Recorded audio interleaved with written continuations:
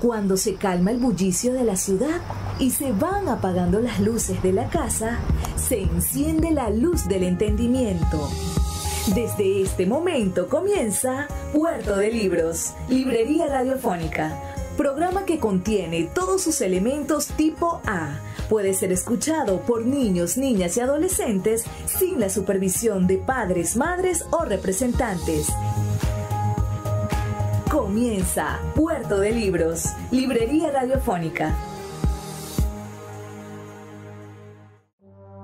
Este programa llega a ustedes con el apoyo de Puerto de Libros, Librería de Autor. Consulta todas nuestras ofertas en nuestras redes sociales @Puerto de Libros. Sultana del Lago Editores, empresa zuliana de servicios editoriales. Conviértete en autor. Contáctalos en su página web sultanadelago.com. Bienvenidos a Puerto de Libros, Librería Radiofónica. Les habla Luis Veroso Cervantes, quien de lunes a viernes de 9 a 10 de la noche trae para ustedes este programa a través de la Red Nacional de Emisoras Radio, Fe y Alegría. 23 emisoras conectadas para llegar a sus hogares con buenas ideas, con algunas lecturas, con buena música y sobre todo con esas semillitas que nosotros queremos sembrar y que son las semillas del criterio. Solamente podemos con lectura, con arte, con buenas conversaciones, con buena música, con cultura, solamente con esas semillas, esos ingredientes de las semillas del criterio podremos cambiar la realidad de nuestro país. Podremos decirle que no o crear una muralla contra los déspotas, contra los demagogos, contra aquellos que quieren ser de nuevo electos o reelectos, y contra los que vendrán, porque cuando una ciudadanía, una comunidad o un individuo tiene ideas que ha madurado por sí mismo a través de la lectura, bueno, consigue sin duda las herramientas necesarias para transformar su realidad. Hoy en nuestro programa número 291 tenemos a un caballero de la libertad de expresión, a un defensor de las actividades artísticas y también otra de las cosas maravillosas, una de las personas que ha decidido continuar con el legado de su familia, eso que a veces pareciera que fuese una carga en muchos de nosotros. Para el caso de nuestro invitado de esta noche, Miguel Enrique Otero, es casi que un privilegio. El azar del nacimiento lo puso en manos de dos personas que en el momento en el que lo conciben ya son paladines de la libertad, digamos. Por lo menos su padre ya había incursionado en armas para poder conseguir la libertad del país en varias ocasiones, y su madre era una de las principales periodistas de nuestro país en tiempos en los cuales los derechos de la mujer, bueno, en el mundo todavía estaban en entredicho. Nos encontramos entonces con quien es actualmente el director del periódico El Nacional, uno de los periódicos más antiguos de nuestro país, y que va a darnos esta noche un paseo por su memoria, esa memoria de testigo de excepción, del ser hijo del gran Miguel Otero Silva y de la gran María Teresa Castillo. Así que es una noche de lujo y esperamos sus comentarios al 0424-672-3597, 0424-672-3597 o a nuestras redes sociales @Librería Radio en Twitter y en Instagram. Para comenzar, querido maestro Miguel Enrique Otero, quisiéramos pedirle un saludo para nuestra audiencia en la Red Nacional de Emisoras Radio, Fe y Alegría. Bueno, un gran saludo. Realmente estoy muy honrado de estar en esta red de emisoras con un programa tan importante, que es un programa distinto a lo que hacen siempre. Es un programa sobre mis progenitores, sobre mi madre María Teresa Castillo, sobre Miguel Otero Silva y todo lo que ellos representaron en la historia moderna del país, en la cual ellos, cada uno por su cuenta, fundaron y hicieron una obra que tiene que ver con los valores democráticos, los valores culturales, los valores educativos. Fueron unas vidas de construcción, unas vidas de gran apego a los venezolanos, a Venezuela, y de gran dedicación dedicación y esfuerzo por mejorar las cosas de nuestro país. Usted nace el 3 de marzo del año 1947. Es un 3 año, de julio. Perdón, el 3 de junio. Ah, bueno, tengo Julio. Una fecha errada. Discúlpeme por eso. No hay problema. Ese año 1947 es sin duda un año importantísimo para la historia política de la libertad y de la cultura de nuestro país. Se elige el primer presidente por voto directo, secreto y universal. Por primera vez las mujeres asisten a las urnas. Tenemos una nueva constitución que contempla la democracia y la libertad de expresión. Tenemos a un presidente electo que es Rómulo Gallegos. Y usted, bueno, es el regalo más grande para dos personas de nuestro país que además tardaron en concebir, porque sus padres lo tuvieron después de tener 30 años, ¿no? Porque ellos son 40, del porque año ellos son de 1908. 1908, casi 40. Tenían 39 años más o menos cuando lo conciben a usted. Cuéntenos. Sí, claro. ¿Cuáles son esas memorias o eso que le llega a uno y que uno va construyendo, ya que uno no tiene memoria de eso, del momento en el que sus padres tienen a Miguel Enrique Otero? ¿Qué le contaron de esa circunstancia, de ese recibir a un hijo y además en ese año tan proclive? Eran años de fervor democrático, de lucha. Para empezar, Acción Democrática llegó con un golpe. Ellos le dieron un golpe a Medina, o sea, no llegaron por elecciones. Después Rómulo Gallegos sí gana las elecciones, pero hay que recordarse cómo fue todo ese proceso. Y claro, yo recuerdo lo que me contaban, pero mi infancia no pasa por ser una infancia en una democracia. Mi infancia pasa por ser una infancia en Pérez Jiménez, en el régimen de Pérez Jiménez, que aquello era el silencio, la oscuridad, los secretos, en fin, pero esa infancia que yo viví era la infancia en una dictadura, que muchos jóvenes hoy en día viven esa experiencia y dicen, bueno, es la primera vez que en Venezuela se dio una cosa así. No, yo la viví y mis padres la vivieron en la época de Gómez.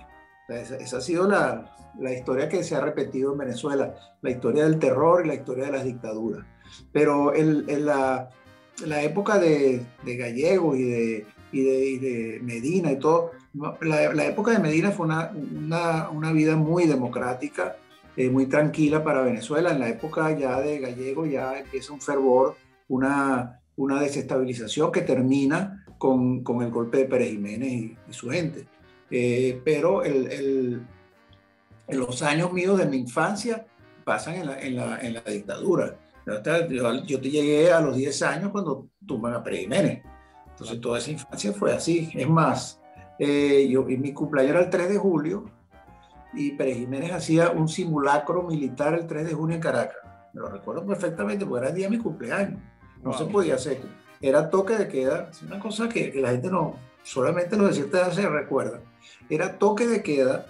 La gente se tenía que quedar en su casa, como ahora con el COVID, y apagaban todas las luces de la ciudad y se veían como cuando hubo la toma de Bagdad, que veían aquellas luces en el cielo que eran disparos de artillería. Bueno, eso es lo que tú veías en Caracas durante el día de mi cumpleaños. Entonces, a mí nunca me podían celebrar mi cumpleaños ese día, me lo tenían que celebrar al día siguiente o otro día.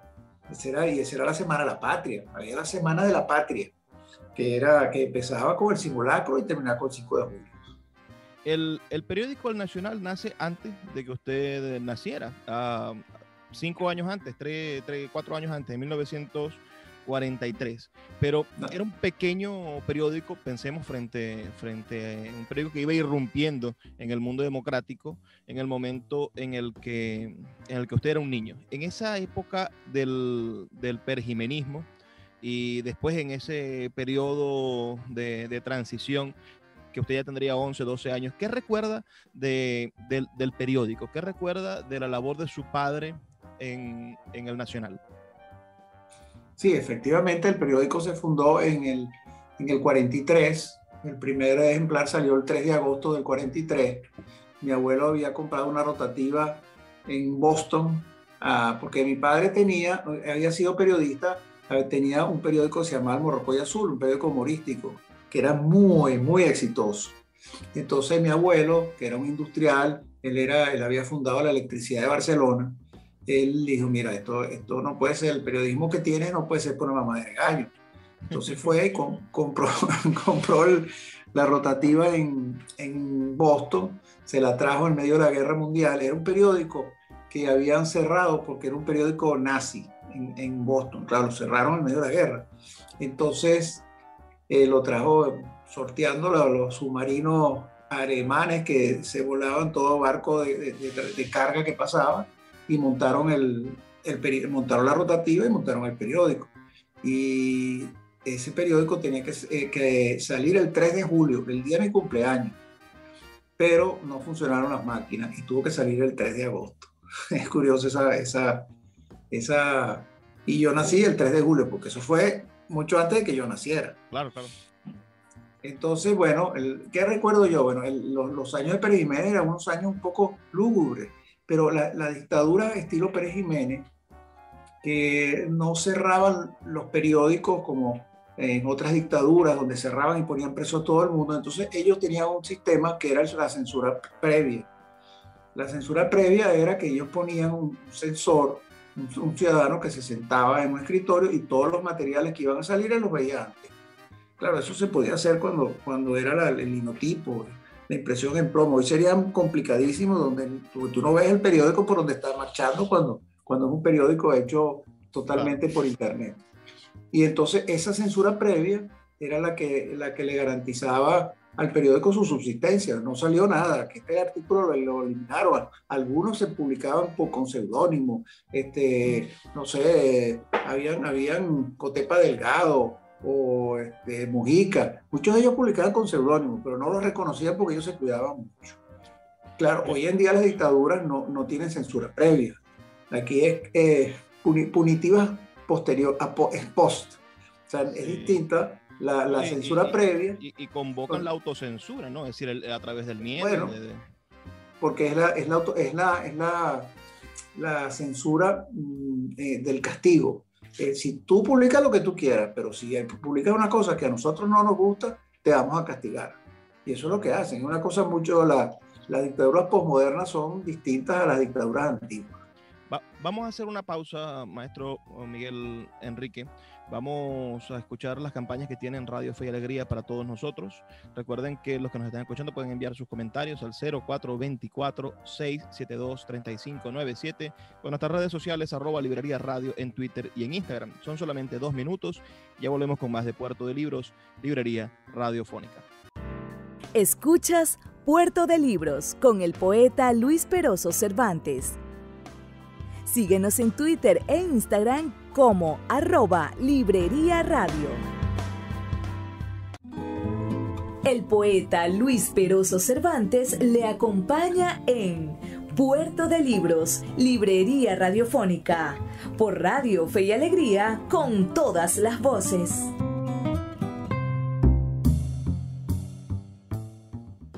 Seguimos en Puerto de Libros, Librería Radiofónica, esta noche con un invitado verdaderamente de lujo. Me refiero al gran Miguel Enrique Otero, nacido en Caracas, un 3 de junio del año 1947.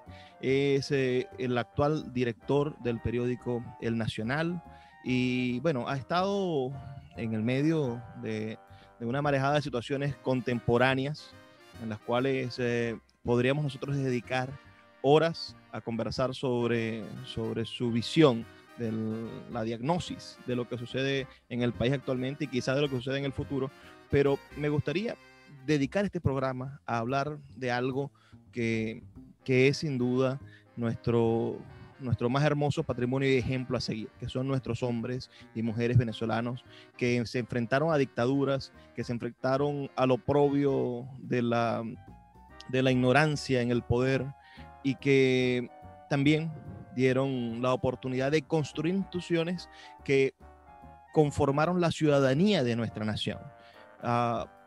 Tanto su padre como su madre son dos ejemplos a seguir de lo que deberían ser los periodistas, de lo que deberían ser los empresarios y de lo que deberían ser las personas dedicadas a la cultura, enfrentándose a gobiernos, peleando por presupuestos en el Congreso, construyendo matrices de opinión en defensa de la venezolanidad y siempre liderando en pos del beneficio colectivo el desarrollo de la nación. Vamos a continuar hablando sobre su padre para dedicar la última parte a su mamá. Me gustaría saber si tiene usted algún recuerdo de su padre escribiendo libros como Casas Muertas, Oficina Número 1 o La Muerte de Honorio, que los hizo, bueno, cuando usted era un niño, ¿no? Imagino que estos libros fueron escritos, Casas Muertas se publica en el 55, La Oficina Número 1 en el 61, La Muerte de Honorio en el 63, son libros que escribió mientras usted estaba en su regazo. Háblenos de ese proceso creador de Miguel Otero Silva. Yo recuerdo mucho cómo escribía. Él se encerraba y fumaba mucho también. Entonces fumaba y escribía en una máquina, una máquina de teclado. Algo que hoy un muchacho ve una máquina de esas y cree que eso la usaban en el Neolítico. Y él usaba los dos dedos índices, y así escribía rapidísimo con los dos dedos índices. Pero él se encerraba e investigaba mucho para sus novelas. Las dos novelas, digamos, las dos novelas más conocidas de él, bueno, no las más conocidas, pero las que han tenido más impacto porque son costumbristas y tienen que ver con la historia de Venezuela, son Casas Muertas y Oficina Número 1.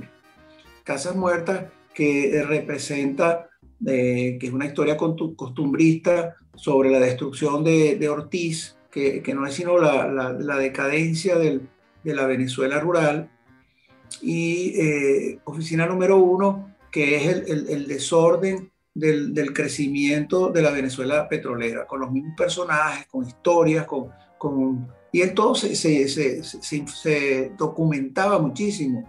Yo me recuerdo que las enfermedades que él ponía ahí, él buscaba unos médicos, y con los médicos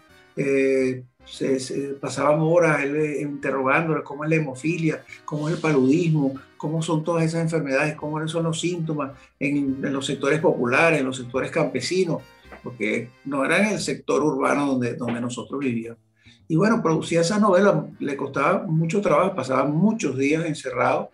Después él se encerró, compró una casa en Italia, y entonces se iba a Italia y pasaba 8 meses en Italia escribiendo su novela.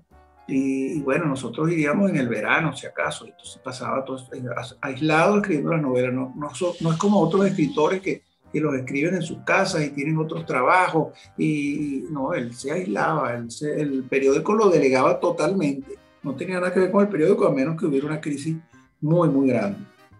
Y eso le da una gran veracidad a su novela, porque confluye su capacidad de investigación, su experiencia como periodista, porque las novelas tienen un contenido periodístico muy fuerte, y su parte creativa. Y bueno, digamos que hasta la última, él se fue, que era la piedra que era Cristo, sobre la vida de Cristo, una versión bastante heterodoxa. Él fue a Jerusalén, estuvo un tiempo allá investigando con las bibliotecas, y en la novela anterior, que era Lope de Aguirre, Príncipe de la Libertad, él se fue a la Biblioteca de Indias y estuvo mucho tiempo investigando todo lo que tenía que ver con Lope de Aguirre. Inclusive hizo los viajes de Lope de Aguirre, subió por el Amazonas para sentir o leer lo que podría haber sentido Lope de Aguirre. Entonces, son unas novelas que tienen un contenido investigativo muy fuerte y un contenido periodístico muy grande también. Y todas sus novelas han pasado por eso, pues sus novelas no son unas elucubraciones alejados de la realidad, no las estoy descalificando, pero muchas novelas son así. Estas son novelas que tienen un contenido histórico, real, un bagaje documental gigantesco. Me gustaría hacer énfasis en dos novelas que son las que narran la dictadura de Pérez Jiménez, que usted también vivió en su infancia, que es La Muerte de Honorio, esa novela donde estos personajes son presos políticos desaparecidos por la dictadura, ¿no? Y Cuando quiero llorar no lloro. Usted ya era un jovencito y un adolescente cuando estas novelas se publican. Háblenos de la manera en la que fue recibida la crítica de su padre al perejimenismo y si de alguna manera usted cree que estas novelas hicieron que él después se abstrayera de escribir sobre política, porque, bueno, escribió sobre el periodo gomecista, que fue su juventud, después escribe sobre el perejimenismo, y después se dedica a escribir, como vemos, Lope de Aguirre, La piedra que era Cristo, se dedica a publicar sus poemarios y a seguir con el humorismo. ¿Por qué se alejó de la escritura política, de análisis político, Miguel Otero Silva, en la literatura? Yo no diría que La muerte de Honorio es una novela política, es una novela que refleja los horrores de la tortura en las cárceles, y que yo lo he regalado últimamente porque se parece un poco a lo que hacen en las mazmorras del régimen de Maduro. Entonces es una novela con los personajes son de verdad, pues los personajes son reales. En el sentido de que ahí no están los nombres de ellos, pero cada uno de esos personajes son gente amigas de él, pues yo los conocí porque iban para la casa y siempre iban. Y Salón Mesa Espinosa, en fin, son gente real que sufrieron esas torturas en el régimen de Pérez Jiménez, y entonces él hila esa tortura con una historia de un preso de esos que tiene un hijo, en fin. Pero yo no diría que es una novela política, porque el único contenido que tiene es el horror de la tortura, claro, que ha ocurrido desde que existe la humanidad y sigue ocurriendo. Y la otra, Cuando quiero llorar no lloro, es una novela que tiene que ver con los distintos jóvenes. Y ahí entró en una época donde yo conocía a los personajes que él reflejaba en la novela. Era el joven que reclamaba por la política, joven de izquierda en urbano, en Caracas. El joven, lo que llamaban patotero, que era el que vivía en las zonas del este de Caracas y quería destruir, tenía una necesidad, no se encontraba en la sociedad y entonces destruía arbitrariamente. El joven delincuente, que era, bueno, un joven delincuente que además él reflejó a un joven existente, a Barrabás, que era un muchacho que había cometido, y además yo lo conocí y después resultó que siempre iba y buscaba a mi padre y todo eso. Entonces eran estos muchachos que él los tomó como personajes y los iba cambiando. Claro, ahí salvo Barrabás, los demás son anónimos. Pero no es una novela política, pues es el reflejo de una juventud en un país con una democracia incipiente, donde van cada uno por su lado, y todos están en una línea de crisis, de reclamarle a la sociedad, de destruir, en fin, esa es la novela. Y esa novela pegó mucho en su época porque los jóvenes se sentían reflejados con uno u otro personaje. Claro, le entiendo el planteamiento. Pensemos entonces en este Miguel Otero Silva, que era un hombre que se formó en el comunismo, tal como lo hizo Betancur, como lo hicieron la mayoría de los primigenios adecos, pero que no se unió a esa idea, más bien fue combativo contra los errores de la llamada socialdemocracia. La vio, la objetó y dijo, bueno, aquí hay un pastiche ideológico, debemos nosotros de fortalecer nuestras posiciones ideológicas. En los últimos años de Miguel Otero Silva, ¿qué corriente ideológica profesaba o de qué manera maduró su pensamiento político? Él tenía un pensamiento marxista ortodoxo. Cuando hubo la división entre la Segunda y la Tercera Internacional, apareció la socialdemocracia, los socialdemócratas, él se quedó en el marxismo, digamos, soviético, para darle una característica.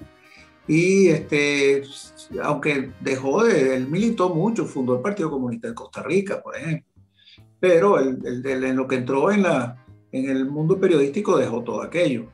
Seguía pensando en esa ideología, pero totalmente ajeno a la militancia o a la acción.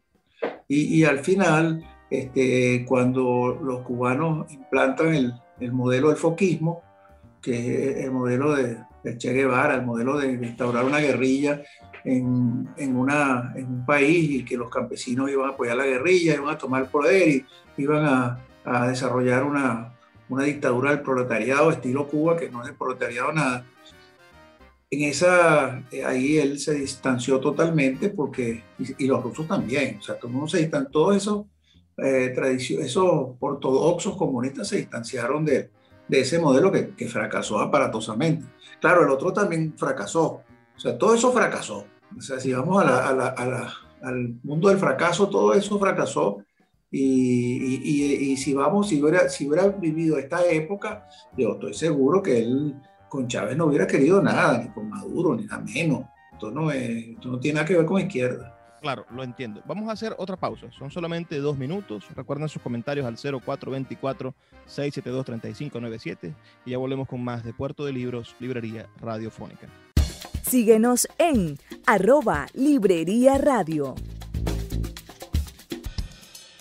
La librería Puerto de Libros, librería de autor, ya se encuentra en el Teatro Baral de Maracaibo. Puedes acercarte al maravilloso espacio del café del Teatro Baral y allí vas a encontrar un repertorio gigantesco de libros de nuestra librería Puerto de Libros, librería de autor. También puedes solicitar cualquiera de nuestros títulos a través de nuestra página web puertodelibros.com.be o a través de nuestras redes sociales, especialmente Instagram, @Puerto de Libros en Facebook, Twitter e Instagram. Puerto de Libros, la mayor librería virtual de Venezuela y ahora también en el Teatro Baral, patrimonio cultural de nuestro país. El poeta Luis Peroso Cervantes le acompaña en Puerto de Libros, librería radiofónica, por Radio Fe y Alegría, con todas las voces. Seguimos en Puerto de Libros, librería radiofónica, esta vez con el escritor, periodista y matemático, una cosa que podría parecernos interesante debido a su recorrido vital posterior, a Miguel Enrique Otero, hijo de 2 de los fundadores de la democracia de nuestro país del siglo XX, 2 personas que construyeron desde puntos diferentes, pero que lograron unificarse, que lograron unirse para conformar una familia y beneficiar al país. Y que tiene este azar, ¿no? El azar de nacer. Uno no sabe en qué familia va a nacer, y le dieron la oportunidad a Miguel Enrique Otero de ser testigo de estas dos personas maravillosas de nuestra patria. María Teresa Castillo, sabemos de su labor incansable por defender la cultura, por defender presupuestos para la cultura, por construir, tal y como hizo, un edificio increíble en el centro de Caracas dedicado a la cultura, por fortalecer y apoyar cada uno de los proyectos que tuviesen que ver con el desarrollo de expresiones musicales, artísticas, pictóricas y literarias. Y a mí me da curiosidad preguntarle a usted, ¿de qué manera cree usted como hijo, ¿no? Y siempre uno tiene una cercanía mayor con la madre que con el padre. ¿Cómo tomaba, cómo estas ocupaciones, que imagino que eran múltiples y que no les permitían tener una vida familiar de sitcom, una vida familiar de esas que vemos en la televisión, o una vida familiar de esas que entendemos en la naturaleza doméstica, de la mamá en la casa y el papá trabajando? ¿Cómo era ese matrimonio entre María Teresa Castillo y Miguel Otero Silva? Lo primero que tengo que decir es que mi mamá venía de una familia pobre, ella es de Cuba, Estado Miranda, y ella estudió hasta cuarto grado de primaria, no estudió más. Después estudió periodismo, no sé cómo saltó de cuarto grado de primaria a la Universidad Central a estudiar periodismo y estudió eso su carrera. Se ve que le saltaron, eso ocurrió en matemáticas, saltaron algunos que venían de bachillerato y lo saltaban a la universidad y eran unas estrellas. Bueno, a ella se vino a Caracas de Cuba con la mamá. La mamá, ella me contaba que se levantaba a las 3 de la mañana para hacer merengue. Eso era lo que ellos vivían de eso y ya los vendía en Cuba, Estado Miranda. Imagínense lo que sería eso, merenguitos chiquitos. Ella se metió en la izquierda y fue la primera mujer preso político de Venezuela. No hubo una antes, porque solamente ponían preso a los hombres. Y ella la pusieron en la época de López Contreras, fue la primera mujer presa por repartir propaganda comunista o lo que fuera. Y es una cosa muy curiosa, porque nadie se imagina que ella era eso. Después ella hizo trabajo periodístico, trabajó en Últimas Noticias con Cotepa Delgado. Y bueno, en la época de Pérez Jiménez no hizo gran cosa, porque Miguel Otero Silva estaba escribiendo sus novelas, estaba la mayor parte del año fuera de Venezuela escribiendo, y ella se ocupaba de nosotros, entonces no hizo gran cosa hasta que cae Pérez Jiménez. Cuando cae Pérez Jiménez, ella, que ya era periodista, había tenido muchas relaciones con la cultura, el Ateneo de Caracas, que tenía una historia larga, pero era una institución un poco acartonada, le dice, mira, ¿por qué no te ocupas del Ateneo de Caracas en esta nueva construcción de la democracia? Entonces la asamblea la nombra presidente del Ateneo y es presidente del Ateneo hasta que se muere. Pero ella en el Ateneo, además se murió a los 104 años, era longeva. En el Ateneo llegó a ser la institución cultural privada más importante del continente. O sea, claro, el gobierno nos ayudaba, pero ayudaba porque era ella. Le construyeron el edificio, habían 3 teatros, hizo aquel festival de teatro impresionante, que donde todos los teatros, los grupos de teatro importantes del mundo fueron a Venezuela para ese festival de teatro. Inclusive es curiosísimo porque como llegaban a Venezuela y le pagaban los pasajes, entonces en Bogotá dijeron, oye, ¿por qué ustedes no aprovechamos y hacen una sucursal aquí o continúan el festival con lo que se pueda aquí? Bueno, hoy en día el de Venezuela no existe y el de Colombia es un super festival que nació de esa manera. Pero lo importante en el Ateneo es que ella tenía un carisma muy, muy grande con los teatreros, con los artistas, con los músicos, y bueno, en su sombra se fundó la Orquesta Juvenil con José Antonio Abreu. Todos los grandes pintores venezolanos pasaron cuando eran jóvenes por el Ateneo de Caracas. Y todo lo que tiene en la literatura, el Ateneo tenía esa revista, llamaban Papeles, que era una revista que dirigía Manuel Espinosa, donde toda la intelectualidad de los años 60, que eran antisistema y antigobierno, todos escribían ahí, era una revista muy prestigiosa. O sea, el Ateneo ella construyó un modelo de institución cultural privada, financiada en parte por el Estado, que además tuviera ingresos propios, que fuera absolutamente pluralista, que no tuviera ninguna cortapisa política ideológica, que llegó a lo que llegó como institución importantísima, reconocida por el mundo entero. Estoy convencido de que es así y que las memorias del Ateneo, bueno, nos permiten crear un paradigma de la acción cultural desde el patrimonio privado y de la transformación del patrimonio del Estado como ejecutor.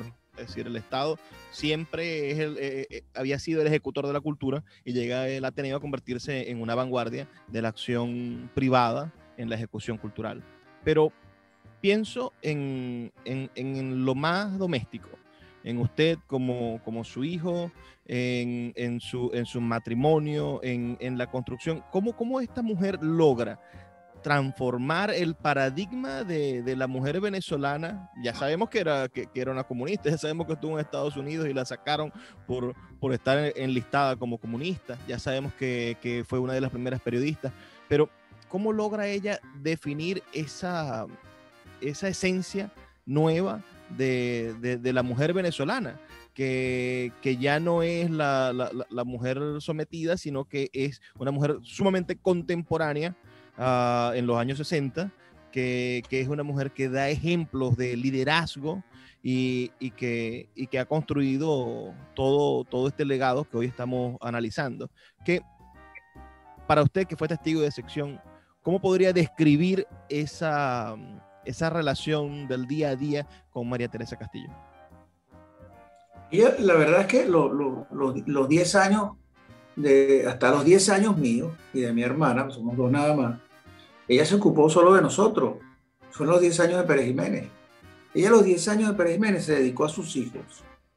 Ella cuando empieza a hacer vida pública de manera más intensa es cuando entra la democracia, cuando entra la Arrasado. Eso ocurrió en el gobierno de la Arrasado. Y entonces, bueno, nosotros nos sentíamos un poco abandonados, pero ya estábamos grandecitos. No éramos tan pequeños. Entonces vivimos una vida donde nos acostumbramos a que esa era la vida, que ella todo el tiempo trabajaba mucho, mi padre también, llevaba muchos invitados a la casa, los almuerzos eran unos almuerzos donde llegaba un poco de gente que a uno le fastidiaban. Y bueno, después cuando estamos grandes ya uno dice, bueno, ya llegó Alejo Carpentier, ay, qué fastidio. Bueno, en aquella época era un fastidio Alejo Carpentier, ¿entiendes? Pero esa era la realidad, y eso era siempre, y siempre los almuerzos eran ese tipo, todos los días habían invitados a los almuerzos. Y durante el día, bueno, uno iba para el colegio, etcétera. En verano nos llevaban a Italia. Entonces nos llevaban a Italia y pasábamos las vacaciones con ellos, se dedicaban a nosotros, llegaban a todos los museos del mundo que nosotros odiábamos, pero por lo menos quedó eso implantado en nosotros. Y bueno, y después fuimos creciendo y ya no era ya no la necesitábamos tanto. Más bien si se metía mucho, a uno le molestaba. Pero ahí esa época del 0 a 10 años que ella se dedicó totalmente a nosotros. O sea, nunca sentimos esa cosa que a lo mejor sienten muchachos que se sienten abandonados porque los padres están muy ocupados. Esos 10 años no estuvo ocupada.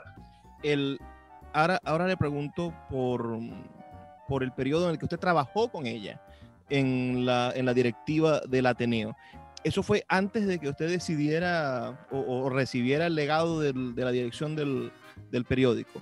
Cuéntenos ese periodo de trabajo en el Ateneo junto a ella, ya usted siendo un adulto.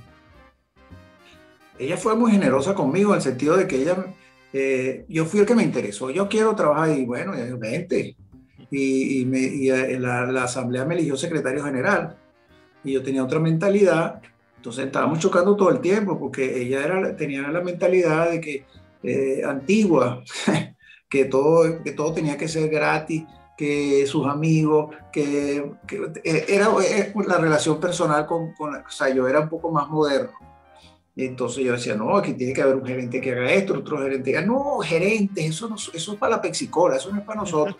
Bueno, eso fue, ahí nos bandeamos durante años, pero funcionó porque yo jugué un papel muy importante en la construcción organizativa de una institución como llegó a ser el Ateneo. Y ella era la que ponía el acercar a los artistas, porque a los artistas no les gustaba acercarse a una institución gerenciada, pero una institución no gerenciada nunca iba a crecer bien. Entonces ese antagonismo es como el antagonismo entre los gerentes y los directores de los periódicos, donde el gerente quiere un periódico solo con aviso, sin información, y el director quiere un periódico solo con información y con poquitos avisos. Entonces ahí siempre hay un conflicto hasta que llega un equilibrio. Bueno, Es más difícil cuando es la mamá de uno, pero yo llegué a un equilibrio con ella y logramos trabajar hasta que construimos lo que construimos. Amén, amén. Vamos a hacer la última pausa de nuestro programa. Recuerden que esperamos sus comentarios al 0424-672-3597, 0424-672-3597, con nuestras redes sociales, @librería radio, en Twitter y en Instagram. Ya volvemos con más de Puerto de Libros, Librería Radiofónica. Escuchas Puerto de Libros con el poeta Luis Peroso Cervantes. Síguenos en Twitter e Instagram como @Librería Radio. El poeta Luis Peroso Cervantes le acompaña en Puerto de Libros, Librería Radiofónica, por Radio Fe y Alegría, con todas las voces.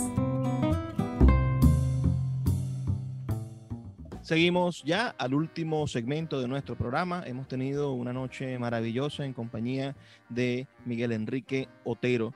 Yo estoy verdaderamente agradecido por la oportunidad que me brinda usted de entrevistarlo en medio de todas sus ocupaciones.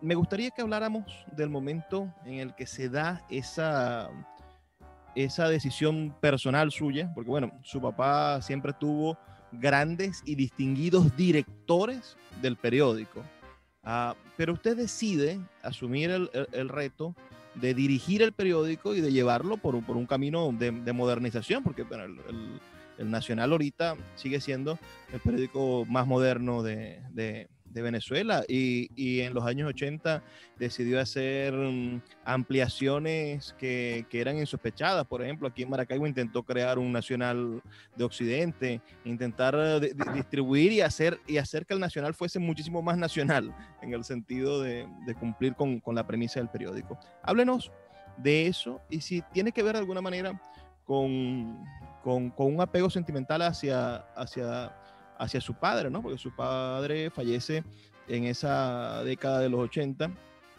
y yo quisiera que usted me comentara por qué decidir tomar las riendas directas del periódico como director. A mí me incluyeron en la junta directiva cuando estaba en el Ateneo, correcto. Y entonces yo estaba en la junta directiva. Hice una incursión en política, fui diputado 15 años, y estaba en política, estaba en el Ateneo, estaba en la directiva, y al final pues entramos en una época muy complicada. Mi padre se había muerto, también mi tía, que era su hermana, entonces quedamos los dos primos. Entonces decimos, bueno, tenemos que asumir esto, y bueno, no la asumimos.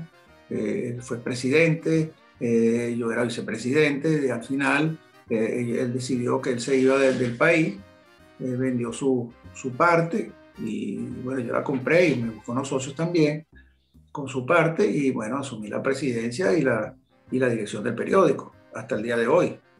Entonces, algo que yo pues yo nunca estudié periodismo, ni hice periodismo, ni soy periodista. Yo soy periodista que no ha pasado por ser reportero ni nada de eso. Yo lo reconozco.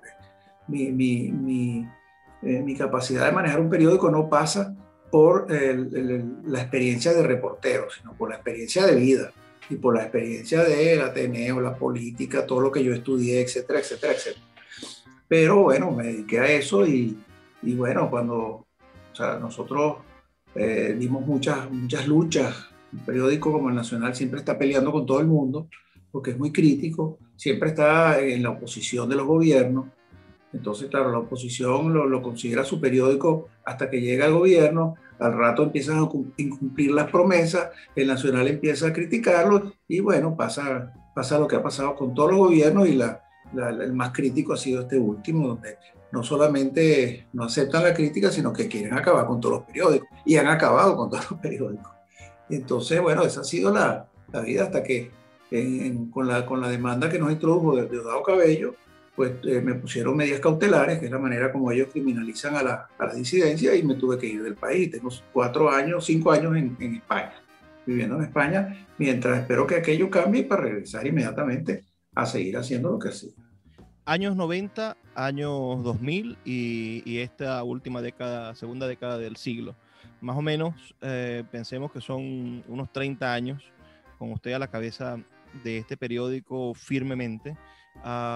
Y pensemos en las personas con las que usted trató. Es decir, me gustaría saber si hay algo que narrar sobre la vida de su mamá, que fue tan longeva y tan lúcida hasta el último momento, y su papel de dirección del periódico. Ella lo aconsejaba, ella le recomendaba gente que se incluyera en el periódico, le tomaba alguna decisión dentro del periódico, o ella solamente se dedicaba al ocupado mundo del Ateneo. No, ella aconsejaba y yo la oía, a veces no, yo iba peleando con ellos. O sea, esa es la vida. O sea, si yo hubiera sido alguien sumiso, totalmente sumiso, pues no hubiera llegado a donde llegué, porque las cosas van cambiando con el tiempo y uno tiene otras versiones de las cosas y las va luchando para que esas se vayan imponiendo. Entonces, siempre había cosas que no estamos de acuerdo, pero ella siempre aconsejaba y proponía cosas bien interesantes. Acuérdate que la relación más grande que teníamos era con la cultura, porque Miguel Otero Silva era escritor, era poeta, y además en la política que hizo incursiones, él fue el que hizo la ley del INCIBA, hizo la Galería de Arte Nacional, toda la teoría de la Galería de Arte Nacional la hizo él. Entonces era como un gran factotum en la cultura y además un literato. Y mi madre era una gran promotora cultural. Entonces el tema cultural, ¿quiénes son las personas importantes que yo recuerdo que estaban cerca de nosotros o venían? Bueno, Alejo Carpentier, Pablo Neruda, digamos del exterior. Eso era la gente que yo recuerdo. Jesús Soto, en fin, ese tipo de gente. Más que los políticos o más que los científicos o otro tipo de gente. Eran los grandes artistas y los grandes escritores y los grandes intelectuales del mundo entero que pasaron por nuestra casa. Se llama la Quinta Lérida, por cierto, y después cuando nos mudamos a Cebucán, y esa era nuestra vida. Pues nuestra vida era presenciar a toda esa gente todo el tiempo. Y presenciarlos, eran grandes amigos de la familia. Su mamá vivió mucho tiempo, 104 años. Los últimos años, este señor Mario Silva hizo aquella cosa infame por televisión y usted emprendió una lucha a mi juicio justa legalmente como difamación, y salieron con aquella cosa absurda que muchos juristas han comentado.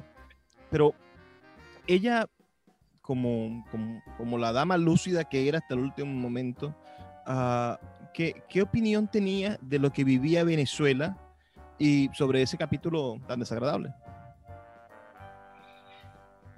Bueno, yo creo que ese capítulo no lo vivió. Eso ya no estaba viva cuando ocurrió eso. Ella le gustaba mucho Chávez en la campaña. O sea, ella era de ese grupo grande de venezolanos que veía a Chávez como una esperanza, como un cohesionador de los sectores populares, como un tipo sin atadura, un tipo progresista, que hablaba del capitalismo humanista, pero nunca se imaginó que iba a caer en lo que cayó, en este populismo autoritario destructor. Entonces ahí esa preferencia no le duró mucho tiempo. Al rato ya ella por su cuenta, a los 104 años, ya estaba totalmente contraria al régimen, como le pasó a mucha gente de izquierda en Venezuela, que no soportaron aquello. Y ese episodio de Mario Silva, ese es curiosísimo, porque la demanda de difamación, que es la que nos tiene ahora contra la pared y que nos va a quitar el edificio para entregárselo a Diosdado Cabello, imagínate, a Mario Silva la demanda de difamación, que era mucho peor, eso el juez lo liquidó en 5 minutos. Esto no es difamación, esto es libertad de expresión. Y ya se acabó, absuelto, se acabó el juicio. En cambio, el nuestro, donde el juicio pasa porque nosotros publicamos una nota que decía que un fiscal federal del estado de Nueva York estaba investigando a Diosdado Cabello por narcotráfico, que además no fuimos el primero que lo publicó. Lo primero lo dijo su jefe de escolta, que era el testigo. Después lo publicó el diario ABC de España. Después lo enviaron las agencias noticiosas y salió publicado en muchísimos periódicos. Y después lo publicamos nosotros. Y nosotros somos los que hicimos la difamación. Pero lo peor de eso no es solamente esto que somos el cuarto en el episodio, sino que además de eso, 3 años después, o sea, hace 2 años, la DEA criminalizó a Diosdado Cabello, dijo que Diosdado Cabello era narcotraficante y le puso una orden de captura y además ofrece $10 millones por su cabeza. ¿Qué prueba mayor de que no era una difamación? Porque para que la DEA haya hecho eso es porque había una investigación, obviamente. Entonces, pero eso a los jueces aquí en Venezuela, donde no hay independencia de jueces y los jueces hacen lo que les mandan a hacer, pues no se tomó en cuenta para nada. Claro, por lo menos irónico cuando no digamos toda la injusticia que está cometida en cada uno de esos actos. Me gustaría cerrar con una idea de proyección. Pensemos, con mala suerte, pensemos que el chavismo continúe en el poder durante los próximos 20 años. Puede pasar, es un escenario. El castrismo está en Cuba desde hace 60. ¿Cómo se plantea Miguel Enrique Otero sus últimos años? Usted tiene 73, 74 años. Sí. y su descendencia, el periódico, que es el legado de su padre, de su madre en la cultura. ¿Cómo usted ve o tomaría, o cómo los venezolanos deberíamos asumir, según Miguel Enrique Otero, un escenario en el cual el chavismo continúe en el poder? El escenario puede ocurrir, es verdad, pero lo que va a quedar de Venezuela va a ser nada. Venezuela ha pasado de ser el país más rico de América Latina a ser un país donde el 90% de la población vive bajo los niveles de pobreza. El 50% vive bajo los niveles de pobreza crítica, donde el 20% de la población ha emigrado, donde la mayor parte de ingresos de divisa de Venezuela son las remesas de los venezolanos que se han ido, y donde no se produce nada, y donde además tenemos un régimen que ha hecho alianzas con todas las fuerzas del mal. Entonces, si eso sigue 20 años más, yo no sé qué va a quedar de Venezuela. Va a quedar la nada. O sea, porque no hay manera. O sea, todas las dictaduras que yo conozco tienen una gestión, mejoran algunas cosas. Aquí no mejoran absolutamente nada. Entonces, yo lo que creo es que esto no va a durar esos 20 años, va a durar muchísimo menos. Aquí va a venir un quiebre en algún momento, porque además hay fuerzas en presencia opositoras muy importantes, que no las hay en Cuba. Hay partidos políticos, puedes criticarlos, pero ahí están. Hay una resistencia que en el año pasado hizo 9.200 protestas. Bueno, hay muchas que son protestas livianas, pero son 9.200 protestas. En Cuba no hacen ninguna. Ha habido rebeliones militares, ha habido 8 rebeliones militares en 2 años y medio. Que los han detectado, pero hay 200 oficiales presos por rebelión militar, que en Cuba no hay ninguno. Y además tienen una comunidad mundial democrática que no hace sino pensar en cómo hacer para salir de Maduro. Porque además no es solamente el hecho de que ellos exportan todo esto de una manera brutal, sino que además hay 5 millones de venezolanos que son una carga gigantesca para unos países que no están preparados para eso. Entonces, yo creo que esto no va a durar mucho tiempo, que la misma dinámica va a hacer que esto haya una ruptura en un momento determinado, y hay que tener fe. Yo pienso en el momento que eso ocurra, regresar y trabajar en la reconstrucción, claro, en la reconstrucción a través del periódico, pero trabajar en la reconstrucción del país. Amén, que así sea. Tenemos fe en que un cambio en positivo para el beneficio de los ciudadanos va a ocurrir. Le agradezco mucho su participación esta noche, y estoy seguro que toda nuestra audiencia también. Ellos nos van a estar enviando sus comentarios al 0424-672-3597, y es sin duda un placer haberlo tenido aquí en Puerto de Libros, Librería Radiofónica. Y para quienes nos escuchan, solamente me queda